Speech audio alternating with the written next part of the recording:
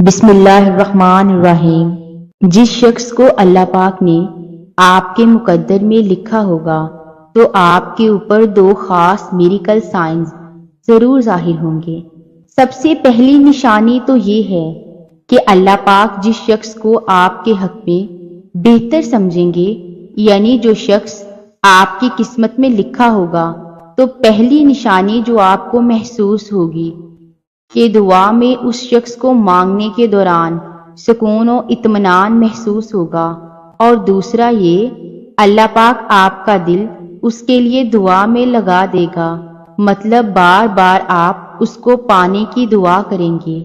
جان لو اللہ پاک نے اگر دل دعاؤں کی جانب موڑا ہے تو کچھ تو ہے جو اس نے بدلنے کا سوچا ہے۔ کسی نے سوال کیا کہ نکاح سے پہلے ہونے والی محبت جائز ہوتی ہے؟ تو میں انہیں جواب دینا چاہوں گی کہ نکاح سے پہلے ہونے والی محبت کو بھی حرام نہیں مانا جاتا۔ جانتے ہو کیوں؟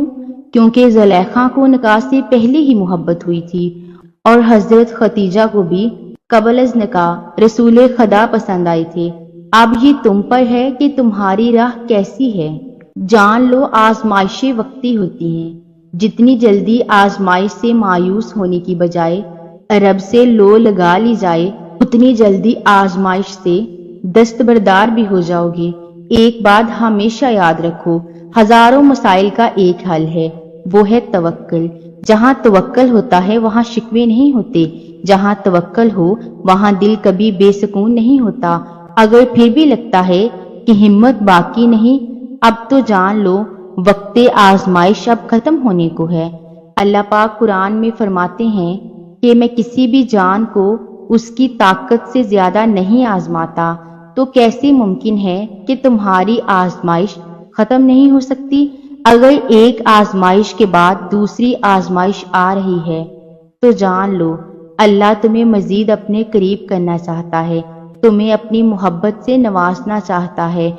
وہ تب تک آزمائے گا جب تک تم مکمل اس کی محبت سے سرخرو نہیں ہو جاتے۔ اللہ پاک کبھی بلا وجہ تمہیں غم میں مبتلا نہیں کرتا، اور نہ ہی تمہیں بے مقصد یہاں تک لایا ہے۔ وہ اگر ان بے شمار لوگوں میں تمہیں دعا کی توفیق دے رہا ہے تو جان لو کہ وہ چاہتا ہے تم اسے مناؤ اور وہ تم سے راضی ہو جائے۔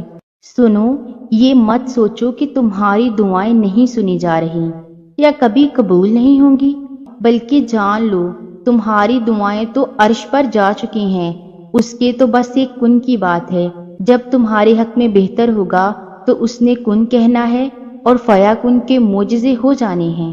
جہاں سر سجدہ ریز ہو، آنکھیں بھیگ جاتی ہوں، وہاں پھر کن ہوتے دیر نہیں لگتی۔ یقین رکھو جو حضرت یونس علیہ السلام کو مچھلی کے پیٹ میں زندہ رکھ سکتا ہے تو تمہیں کیوں نہیں مشکلات سے نکال سکتا؟ وہ تو دینے پر قدرت رکھتا ہے۔ کن کے معجزے اب بھی ہوتے ہیں۔ اگر آپ کا یقین اس رب پر کامل ہے تو یاد رکھو میرا اللہ اپنے بندوں کو کبھی بھی مایوس نہیں ہونے دے گا۔ جب نام مانگ کر ہمیں اتنا کچھ مل رہا ہے تو سوچیں جب مانگیں گے تو وہ ہماری ہر مانگی چیز جو جائز ہو ان تمام خواہشات کو پورا کرنے پر قادر ہے۔ وہ ہمیں سن بھی رہا ہے اور دل کے رازوں سے بھی واقف ہے۔ دعائیں رد نہیں ہوتی، محفوظ کر لی جاتی ہیں۔ جو آپ مانگ رہے ہو وہ نہ ملے تب بھی آپ کے ہاتھ خالی نہیں لٹائے جاتے۔ اللہ ہمیشہ بڑھ کر عطا کرتا ہے، وہ آپ کو حیران کر دیتا ہے۔ دعا مانگتے رہنا چاہیے، قبول ہو جائے تب بھی، نہ قبول ہو تب بھی، کہ دعائیں رد نہیں ہوتی، جواب ضرور آتا ہے۔ جولی خالی نہیں رہتی، اس میں کچھ نہ کچھ ضرور گرتا ہے۔ کچھ دن صبر کے ہوتے ہیں، سراسر صبر کے، خاموش رہنے کے، درگزر کرنے کے، اکیلے گزارنے کے، صحیح ہونے کے بعد غلطی تسلیم کر لینے کے۔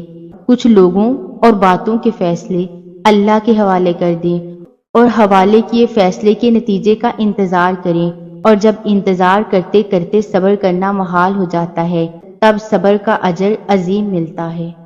ہر چیز اپنے وقت کا انتظار کرتی ہے، نہ کوئی پھول اپنے وقت سے پہلے کھلتا ہے، نہ سورج اپنے وقت سے پہلے طلوع ہوتا ہے۔ انتظار کرو، وہ جو تمہارے لیے ہے وہ تمہیں ملے گا۔ بار بار دل میں دعا کا خیال آنا اتفاق تھوڑی ہو سکتا ہے۔